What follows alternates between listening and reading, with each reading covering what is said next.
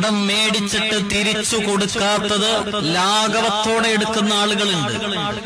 ലോകത്തെ ഏറ്റവും വലിയ യാചന എന്താണെന്നറിയോ?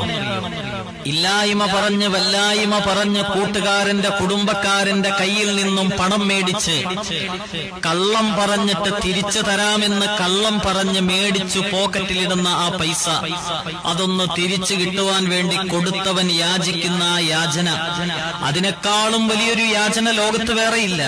കടത്തെ നിസാരമായിട്ട് ഈ സമുദായം കാണുന്നു. വളരെ പേടിക്കേണ്ട ഒരു വിഷയമാണ്. റസൂലുള്ളാഹി സ്വല്ലല്ലാഹു അലൈഹി വസല്ലമ തങ്ങളുടെ മുന്നിലോട്ടൊരു മയ്യിത്ത് വന്നു. നബി സല്ലല്ലാഹു അലൈഹി വസല്ലമ തങ്ങൾ ചോദിച്ചു, ഈ മയ്യിത്തിന് കടമുണ്ടോ? സഹാബത്ത് പറഞ്ഞു, കടമുണ്ട്. നബി തങ്ങൾ പറഞ്ഞു, നിങ്ങൾ നിസ്കരിച്ചോ, ഞാൻ നിസ്കരിക്കുന്നില്ല. ഒരു സ്വഹാബി ആ കടം ഏറ്റെടുത്തപ്പോഴാണ് നബി തങ്ങൾ ആ മയ്യിത്തിന് ഇമാമത്ത് നിന്നത്, നിസ്കരിച്ചത്. 2 ദിവസം കഴിഞ്ഞിട്ട് കടം ഏറ്റെടുത്ത ആ സ്വഹാബിയോട് നബി തങ്ങൾ ചോദിച്ചു, നിങ്ങൾ ആ കടം വീട്ടിയിരുന്നോ? ആ സ്വഹാബി പറഞ്ഞത്, ഒരൽപ്പം താമസിച്ചിട്ടാണെങ്കിലും ഞാൻ വീട്ടിയെന്നാണ്. നബി തങ്ങൾ പറഞ്ഞത്, എപ്പോഴാണോ നീ കടം വീട്ടിയത് ആ സമയത്താണ് ആ മയ്യത്തിന് ഖബറിൽ സമാധാനം ലഭിച്ചത്. വാപ്പാടെ കടം വീട്ടേണ്ടത്